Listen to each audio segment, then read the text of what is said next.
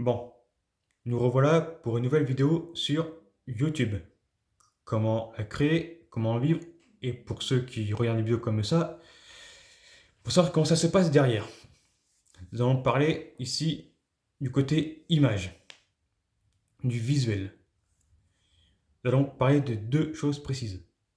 Là, ce que vous voyez, et des vidéos avec, on va dire ça comme ça, on va dire ça comme ça, les jeunes femmes qui sont habillées de peinture, donc du coup, elles sont toutes nues, ou les vidéos de yoga ou sport tout nu. Ceci est un problème. Pour moi, je vais parler dessus rapidement pour commencer. Ce qu'on appelle le naked yoga et les vidéos de body painting, où on voit des femmes faire du ménage ou autre, ou habillées d'un simple vêtement qui s'appelle un voile. Enfin, pas un voile sur la tête, mais une tenue où on voit tout à travers. Pour moi, ceci est un problème sur YouTube. YouTube devrait mettre ça à part, pour même ne pas les diffuser. Bon, après, ceci c'est mon avis. Parce que le problème, c'est que certaines de ces vidéos-là, de personnes en peinture, ou bien avec de simples voiles, sont disponibles sans aucun problème. Si moi, je peux en voir de manière, pas inadvertance, sans faire de recherche là-dessus, dans mon fil d'actualité de YouTube sans être connecté, il y a un problème. Imaginez, vous avez 14 ans. Vous faites rien de spécial. L'ordinateur est neuf. Simplement parce que la vidéo a fait beaucoup de vues, beaucoup de likes, beaucoup de commentaires, elle est proposée. Ceci est un problème. Il suffit juste d'avoir plus de 14 ans, voire même 16 ans, et la vidéo apparaît. Ce n'est pas normal. Bon. Maintenant, propre à la vidéo. La présence à l'image est importante, mais pas autant que ça en fait. Ce qui compte, c'est ce qui est dit, ce qui est proposé, ce qui est à partager. Parce que nous pouvons avoir des vidéos qui sont très bien faites, visuellement ou autres, mais avec un néant pas possible.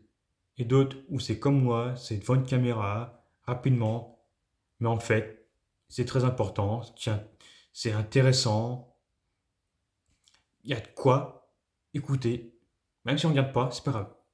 On écoute, c'est intéressant. Point. Et dans les vidéos, il y a une chose très importante, c'est savoir ce qu'on dit, savoir ce qu'on fait, avoir un lexique facile à comprendre, facile à proposer. Et dans certains cas, bah, si le mot peut ne pas être accepté par YouTube, on détourne le mot. Par exemple, quand on parle des machins derrière, on dit le fiacre, on dit les joues ou autre. Par exemple, il y a une femme, enfin, ouais, une femme, avec sa mère, elle parle de poterie, et ce n'est pas de la poterie. C'est pour éviter certains mots, mais pour moi, ce qu'elle propose comme sujet devrait pouvoir ne pas être censuré. On devrait pouvoir parler de ça sans aucun problème. Surtout qu'avec Evras, les enfants vont entendre pire et voir pire dans les écoles dès 8-9 ans, voire même avant. Donc je pense que sur YouTube, on peut y aller franco là-dessus. Mais mettre, dans certains cas, une restriction. Par exemple, si c'est vraiment assez hard, mettre 18 ans. Autrement, le reste, disponible dès que le compte euh, ouvert à au moins 16 ans. Tu as 16 ans, tu peux l'écouter sans aucune restriction. Globalement, je pense que ça peut être possible. Pour les vidéos de base, puis après, vraiment, c'est dans le sujet précis, ça va vraiment dans le détail, là, à 18 ans. Ça peut discuter, mais ça pourrait être compréhensible. Quand vous parlez, le lexique est très important, avoir des mots sûrs, même si comme moi de temps en temps vous avez du mal à les prononcer, les mots, mais au moins, il faut qu'on voie qu'il y a quelque chose. Ensuite, bon bah, il y a bien sûr les vidéos où en gros, c'est de la peinture, des vêtements transparents. Je vous invite à ne pas faire ça. Et surtout, si vous tombez sur des vidéos comme ça sur YouTube, vous laissez, vous ne regardez pas. C'est un public précis. Même si vous dites ouais, c'est bien de regarder ça, c'est le genre de vidéos que je regarde sur d'autres sites et ça va mieux, ça va plus loin sur d'autres sites. Ne regardez pas. Parce que c'est faire comme certaines plateformes où des contenus tout public se retrouvent avec des contenus pour adultes, de manière déguisée ou autre. Imaginez, même sur Twitter, qui est devenu X, et sur Facebook, on trouve des contenus comme ça. Des femmes habillées de peinture ou avec des voiles. Pas se mentir, c'est agréable de voir ça. Mais ce n'est pas le but. La plateforme, ni autre. Pour moi, il y a une plateforme, on va dire, pour adultes, et plateforme sociale, et plateforme sociale de rencontre ou autre, pour adultes. Point. On sépare bien comme il faut, ça sera plus simple, ça évitera tout un tas de débordements.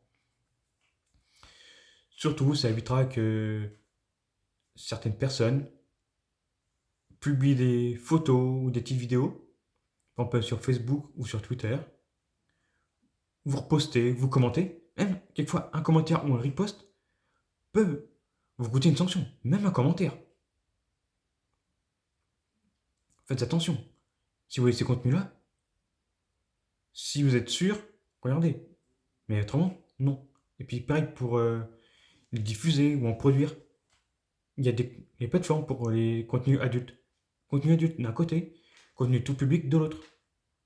Ça évitera tout un tas de problèmes.